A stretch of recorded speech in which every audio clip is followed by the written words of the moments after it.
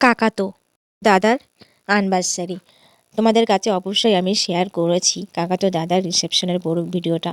আর যেটাই তোমাদের কাছে বিয়ের বড় ভিডিওটা আমি শেয়ার করতে পারিনি, কেন পারিনি সেটাও তোমাদের কাছে অবশ্যই আমি জানিয়েছিলাম, যেহেতু তখন আমার শরীর খারাপ ছিল, বিয়েতে আমি যেতে পারিনি। যাক, আর রিসেপশনের বড় ভিডিওটা শেয়ার করেছি। আর সেটাই হচ্ছে দাদা বৌদির 1 বছর পূর্ণ হয়েছে, তার জন্য অ্যানিভার্সারি পালন করছে। আর এইদিকে দেখো সেই বিয়েটা, যে বিয়েটাকে মিষ্টি খাইয়েছিলাম, লাল রঙের শাড়ি পরা যে ওয়াইফটা, ওইটাই আমার বিয়ের ওয়াইফ রয়েছে, তার পাশেই ওইটা কিন্তু আমার বিয়াই ছিল। আর যা হোক, এইদিকে দেখো দাদা বৌদি, আমি, আমার বোন সবাই মিলে, কাকা কাকিমা, মানে কমের বেশি এখানে সবাই দেখতে পাচ্ছ।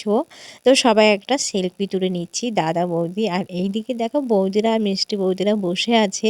আর এইদিকে এই বৌদি দেখো তোমাদেরকে কিন্তু হাই জানিয়ে দিচ্ছে, তোমরা দের কাছে হাই জানিয়ে দিচ্ছে। আর গাইস, তোমরা কিন্তু আমার চ্যানেলকে, আমার পাশে থেকে আমার চ্যানেলকে সাবস্ক্রাইব করে দিও। আর এই দিকে দেখো আমার মেয়েও খেতে বসে গিয়েছে। তারপরে দেখো, আর তোমরা দেখে ভয় পেও না, কিন্তু এটা আমার ঠাকুমা বড় বড় চোখে তাকিয়ে রয়েছে, এইটা আমার ঠাকুমা ক্যামেরা করছি, যা হোক একটু রাগের মুখটি তাকিয়ে রয়েছে। তারপর যা হোক, আম্মু খেতে বসে গিয়েছে মেয়েকে খাইয়ে নিয়ে।